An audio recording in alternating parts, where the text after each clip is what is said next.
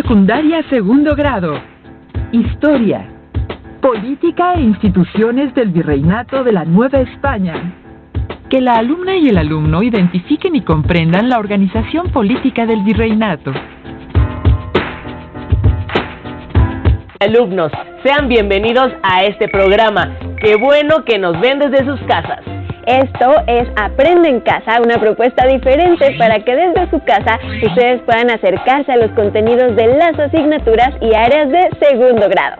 Estos programas les serán de mucha ayuda en su crecimiento personal, así como para cuando regresen a sus escuelas. Ahora es momento de entrar en materia. Una vez conquistado el territorio mexicano, los españoles debieron reorganizar la estructura de gobierno, por lo que introdujeron cambios a nivel económico, político y religioso. Les pedimos que reflexionen sobre todo lo que pudo haber ocurrido durante 300 años. ¿Y saben por qué a este periodo se le conoce como el Virreinato de la Nueva España? Veamos lo siguiente.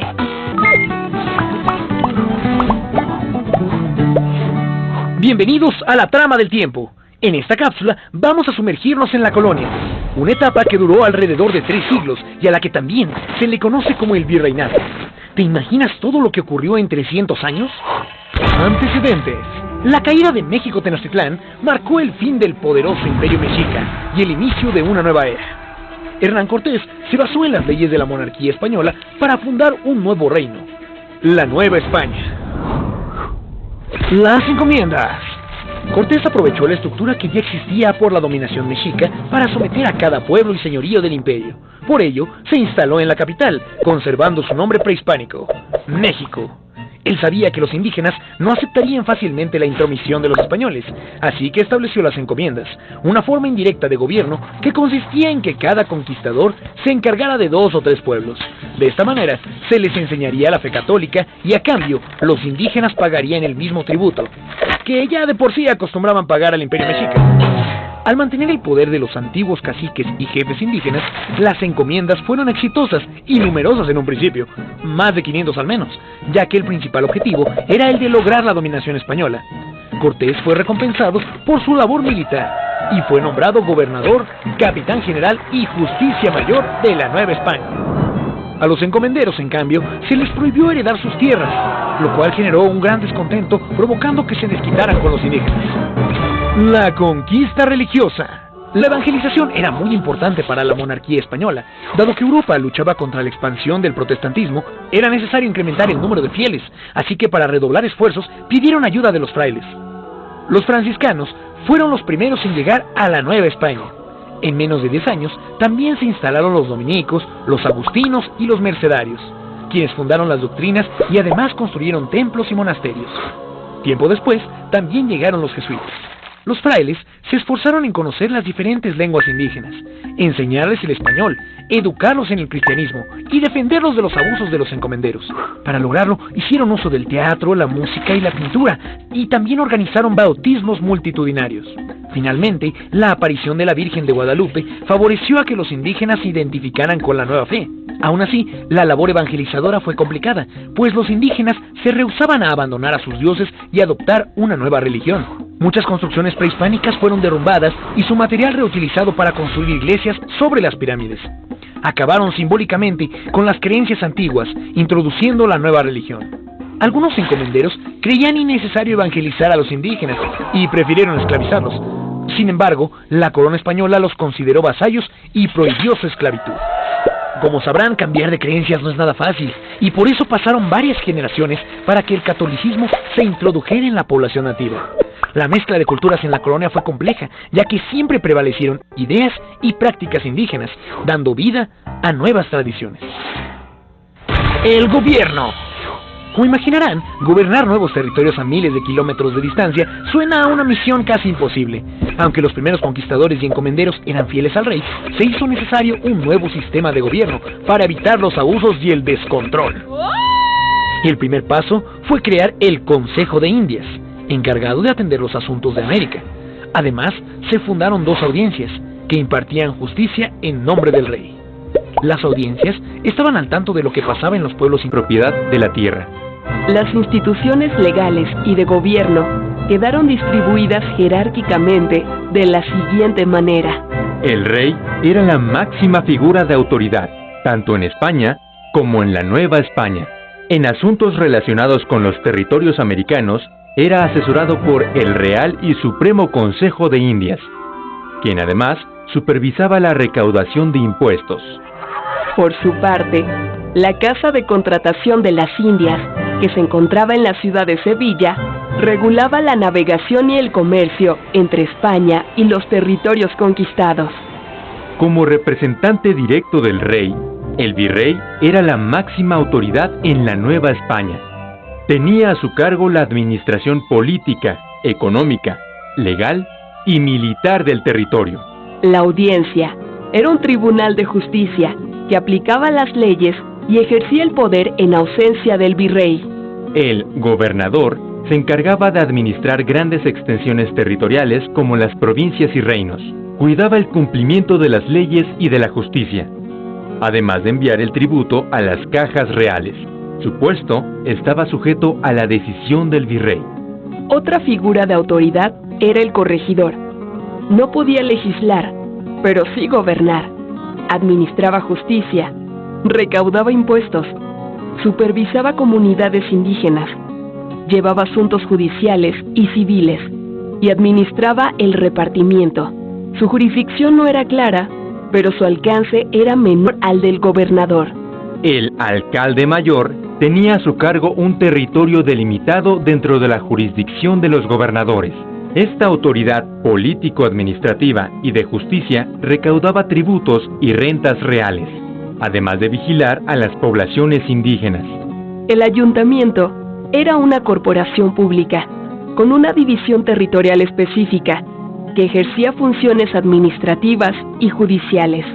Los cabildos eran organizaciones que correspondían a una división territorial de menor tamaño, al mando de alcaldes y regidores. Se encargaban de administrar y gobernar ciudades y pueblos. Y, finalmente, la República de Indios, que concentraba a la población indígena en espacios delimitados para evitar la convivencia con los españoles. En el aspecto económico, algunas prácticas mesoamericanas se conservaron, como el pago del tributo y la organización de los calpullis, y se implementaron otras, que cambiaron la propiedad de la tierra. Así, el tributo, tal y como lo hacía la Triple Alianza, se recibía mediante trabajo o en especie, sobre lo que generaban las tierras, sin implicar posesión de las mismas. Los soldados españoles que participaron en la conquista recibieron mercedes de tierra como recompensa. A través de la encomienda, los españoles obtenían derechos sobre el trabajo y los productos de las tierras de los indígenas que lograban evangelizar.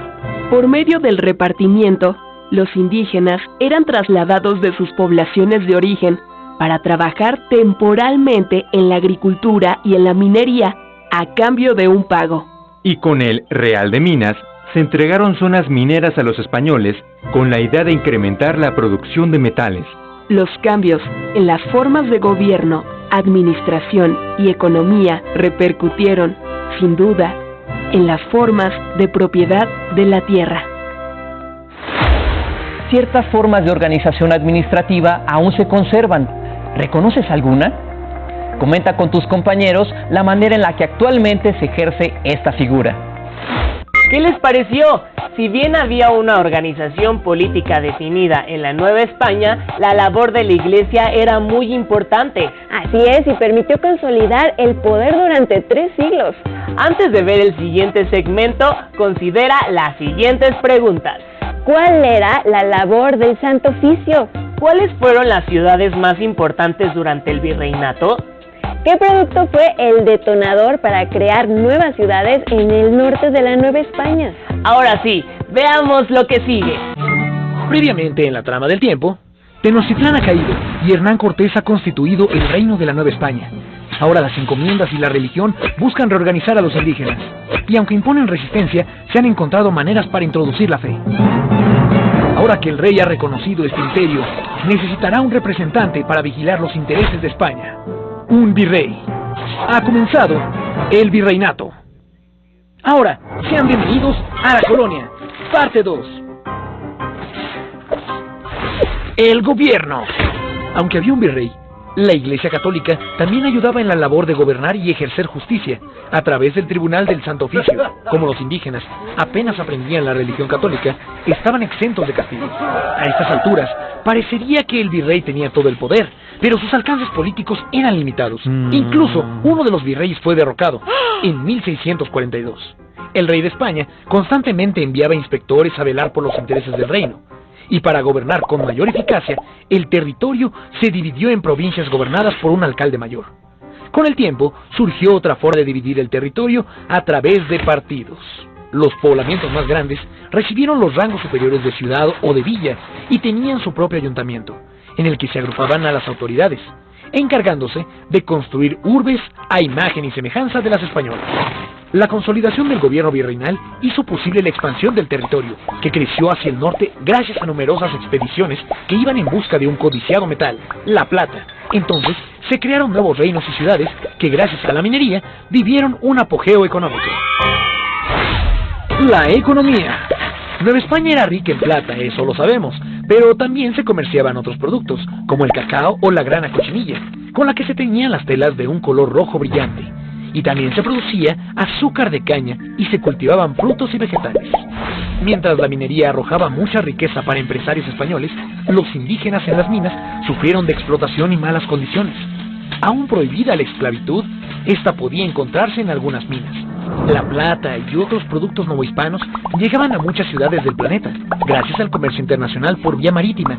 También productos muy lujosos, como la seda, la porcelana, el marfil y las especias, llegaban a Nueva España mediante enormes embarcaciones que viajaban por todo el mundo. El acceso a estos lujos estaba limitado a un pequeño grupo privilegiado.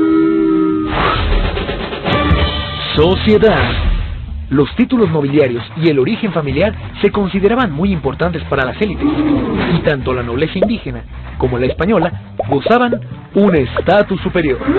Los españoles peninsulares concentraron paulatinamente poder y riquezas, estableciendo además un esquema de distinción social basado en los rasgos físicos y el color de la piel. El sistema de castas. Con las mezclas de sangre y razas, surgió la inquietud de clasificar a las personas de acuerdo a su origen, y aparecieron categorías un tanto extrañas, como los criollos, los cambujos, los mestizos o los ambos. La pertenencia a un grupo era muy importante para ser tomado en cuenta en la época. Por eso las personas que compartían un oficio o actividad formaban corporaciones, mismas que defendían los intereses de su gremio ante las autoridades. El arte y la cultura. La Iglesia Católica era una institución muy poderosa. Además de influir en la vida social y política, regía gran parte de las producciones culturales y artísticas. A pesar de la distancia, los religiosos y pensadores novohispanos se ilustraban constantemente en los saberes desarrollados en Europa. La arquitectura, la música, la pintura y la escultura florecieron al cobijo de la Iglesia. Además, la literatura novohispana fue muy valorada y alcanzó un gran prestigio. Otros conocimientos como las matemáticas y la astronomía eran muy importantes para la minería y la navegación. El conocimiento ancestral prehispánico sobre los beneficios herbolarios en la salud también fue aprovechado para curar algunos males. Los cambios que apuntan a la independencia. La llegada de una nueva casa gobernante en España marcó una nueva etapa, pues muy pronto sucedieron algunas reformas al comercio y se introdujeron nuevos funcionarios al territorio novohispano. Los intendentes. Había mayor control de los recursos por parte de la corona, además de que los cargos políticos importantes comenzaron a venderse al mejor postor. Esto benefició a los criollos, que podían acceder a algunos cargos. Sin embargo, puestos más importantes seguían perteneciendo a los peninsulares, lo que fue tachado como un acto de discriminación. Mientras la corona se ocupaba de obtener riquezas de sus colonias, las diferencias sociales entre ricos y pobres se incrementaron. Las reformas borbónicas. Para hacer más eficiente la administración de sus colonias, los Borbones, quienes regían en España desde el siglo XVIII, establecieron impuestos a las actividades productivas, como la minería y el comercio. La corona controló una parte del ahorro de los indígenas con el pretexto de prevenir desastres o epidemias, pero esta medida provocó un malestar general y recurrieron al amparo del rey. La furia ante las nuevas políticas, la agudización de las tensiones sociales y la denuncia de injusticias hacia los indígenas así como el sentimiento criollo de la ilegitimidad monárquica, desembocaron en una poderosa crisis que se fue intensificando cuando Napoleón Bonaparte invadió España y colocó en el trono a su hermano José I. Fue en ese momento que en la Nueva España se cuestionó como nunca antes ser vasallos de un rey al que nunca habían visto. La palabra independencia se susurraba en conversaciones clandestinas, una idea que se iría propagando gradualmente y que desembocaría en el movimiento que sacudió a toda la sociedad de la Nueva España. ¿Pero qué sucedió para que se desatara la Revolución de Independencia? ¿Quiénes participaron en la lucha armada y por qué? ¿Qué pasó con la monarquía española? ¿Cómo se fundó la nación mexicana? Para saberlo, no te pierdas el próximo episodio de La Trama del Tiempo, Historia de México. Esta historia continuará. Según lo visto, debemos destacar los cambios políticos y económicos que se realizaron durante el virreinato de la Nueva España. Por supuesto, y resaltar el orden jerárquico de las instituciones de gobierno, haciendo énfasis en el trabajo del rey, virrey, audiencias, gobernadores y corregidores. Y también las prácticas mesoamericanas que conservaron, como son los tributos y la organización de los calpullis. Y no podemos finalizar este programa sin invitarles, ahora que son tiempos de estar en casa y ser pacientes. Así es, seguramente en el día a día se presentan pequeños conflictos, los cuales se pueden remediar y solucionar poniendo de nuestra parte. Ahora sí, antes de irnos les dejamos unas preguntas. ¿Cuáles son las instituciones políticas que surgieron en la Nueva España? ¿Quién era la máxima figura de autoridad tanto en España como en las colonias? ¿Qué institución regulaba la navegación y el comercio entre España y los territorios conquistados? ¿Cuál era la diferencia entre el trabajo de un gobernador y un corregidor? Ya lo saben, guarden sus respuestas en su carpeta de experiencias. ¡Hasta la próxima!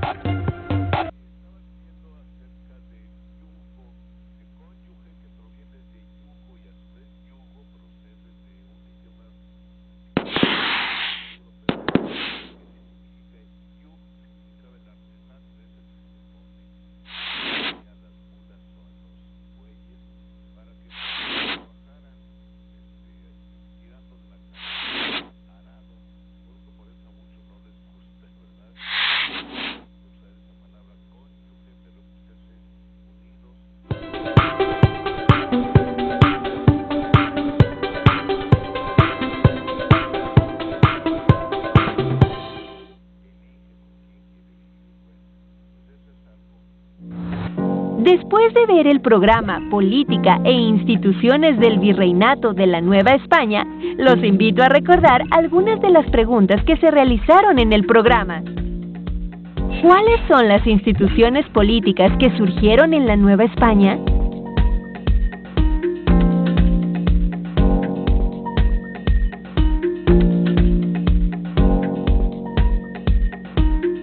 ¿Quién era la máxima figura de autoridad tanto en España como en las colonias?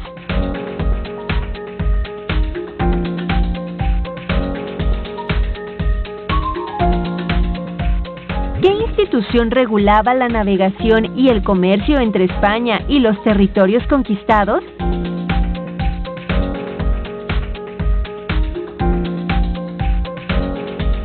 ¿Cuál era la diferencia entre el trabajo de un gobernador y corregidor?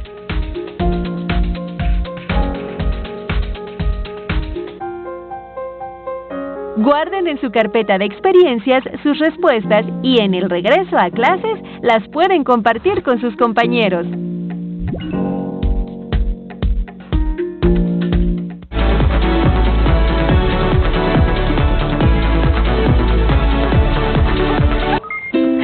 ¿Ya conoces los programas de Aprende en Casa para secundaria que hicimos para ti? No te los pierdas en nuestra programación. Y recuerda, si quieres aprender más sobre la asignatura de historia, no dudes en consultar la página de televisión educativa que aparece en pantalla.